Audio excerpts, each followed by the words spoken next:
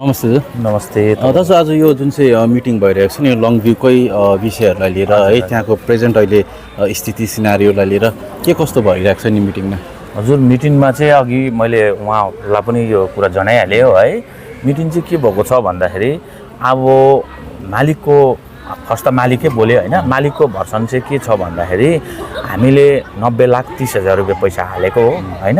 अन्त त्यो एग्रिमेन्टको पैसा जोडेर हो बोनसमा 10% बोनस लेबरको हालेको छु। अब यो स्टाफको सेलेरीको हामीले हाल्नुपर्छ होइन। हाम्रो जुन स्टाफको बोनसहरू पनि हाल्नुपर्छ। तर चाहिँ के हो भन्दाखेरि यो धर्ना चाहिँ अब अनसन चाहिँ उठाएपछि चाहिँ अब एउटा यसलाई सामूहिक भएपछि त्यो कुरोलाई चाहिँ हामी अगाडि बढाउँछौँ। तपाईँहरूको माग जायज हो भन्ने कुरा गर्दैछ। र यहाँ जुन चाहिँ एसपियुहरूले चाहिँ अब यो जुन चाहिँ उहाँहरूको धर्ना है उहाँहरूको जुन चाहिँ रिले अनसन आन्दोलन चलिरहेको छ तपाईँहरूको त्यहीँ त होइन? हजुर हजुर उहाँहरू मानिराख्नु भएको छैन नि। अब यहाँ मालिक पक्षले जबसम्म यो आन्दोलन उठाइँदैन तबसम्म हामी मिटिङ स्टार्ट गर्दैनौँ भनेको छ है। यसको अहिलेको प्रेजेन्ट अपडेट चाहिँ के रहेको छ? होइन त्यही विषयमा चाहिँ मैले अघि पनि भनिहालेँ है। हामी सबैलाई एकछिन ब्रेक दिएको थियो होइन। जस्ट त्यहाँनिर मैले साथीलाई बोलाएर आएको म है। त्यसमा अब एउटा कुरो चाहिँ के हुनुपर्छ भन्दाखेरि मालिकले पनि अब एउटा उहाँको एउटा इन्डस्ट्री हो है। यो जनताहरू लङभीको टोटली जनता उहाँकै हो होइन। त्यसले गर्दामा यस्तो खालके त्यो एउटा अडन गरेर मालिकले हुँदैन होइन।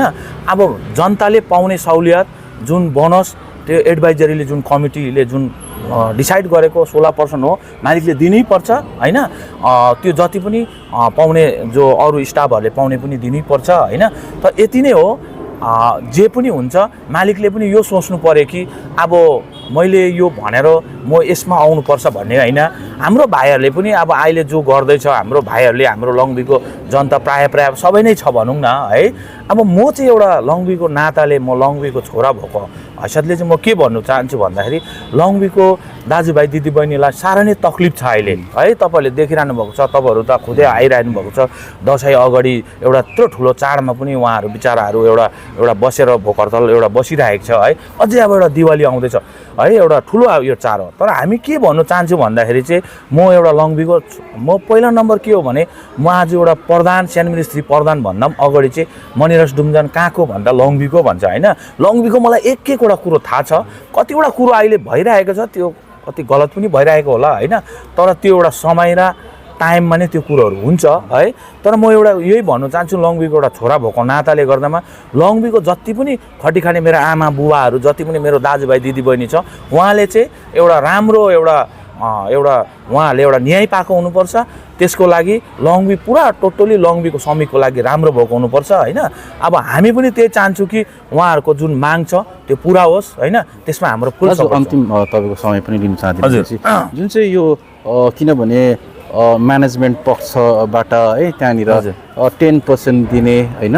हजुर अनि त्यो पनि 5-5 गरेर है 2 किस्तीमा अहिले घरि जुन चाहिँ मालिक पक्ष 16%मा राजी भएको जस्तो स्थिति देखिँदैछ नै। अहिले चाहिँ के भयो भन्दाखेरि हेर्नुहोस् 10% चाहिँ लेबरको पसेकै हो है।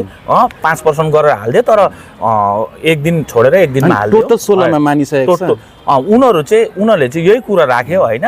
उनीहरू फर्स्ट कुरा राख्दाखेरि चाहिँ के गरे भन्दाखेरि हामी बगान खोलेपछि तपाईँहरूको माग जायज हो है। तपाईँले जुन भन्दैछ एडभाइजरीले जुन 16% जुन गरेको छ त्यो जायज हो है। त्यसको लागि हामी विचार विमर्श गर्छौँ। त्यो अवश्य नै हुन्छ।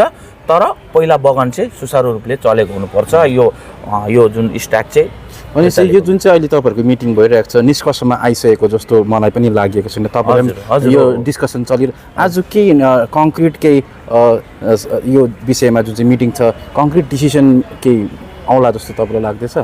मलाई चाहिँ के लाग्दैछ भन्दाखेरि चाहिँ आज सायद डिसाइड हुँदैन होला। किन भन्दाखेरि अब किन हुँदैन भन्दाखेरि मालिकले जुन प्रकारको अब जो हाम्रो जुन श्रमिकहरू यत्रो दिन बसिरहेको छ जुन पाउने सहुलियत छ त्यसको लागि उहाँले भन्दैछ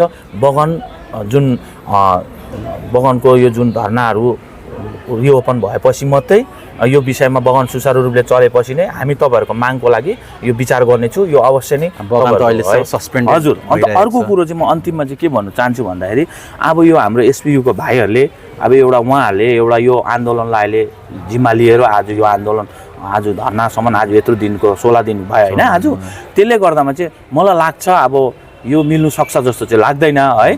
तर र पनि अब हामीलाई एउटा टाइम दिएको छ, हामी सबै युनियन बसेर चाहिँ त्यसलाई सल्लाह गरेर त्यसमा अब एउटा मैले अघि नै पनि भनिहाल्यो, आज हामीले जनताको हितको निम्ति हामी एक कदम अगाडि बढ्नु छ भने एक कदम पछि बढ्नु छ, पछाडि पनि जानुपर्छ, त्यो चाहिँ म भन्दैछु है। त्यसले गर्दामा जे पनि होस्, अब आज हाम्रो जति पनि युनियन छ हामी सबै एउटा श्रमिकको नीति नै हामीले यो अगाडि बढिरहेको छु है। त्यसले गर्दामा जे पनि हुन्छ राम्रै हुन्छ जस्तो लाग्दैछ, हेरौँ अब अहिले त्यो ल है। तपाईँलाई त्यही है।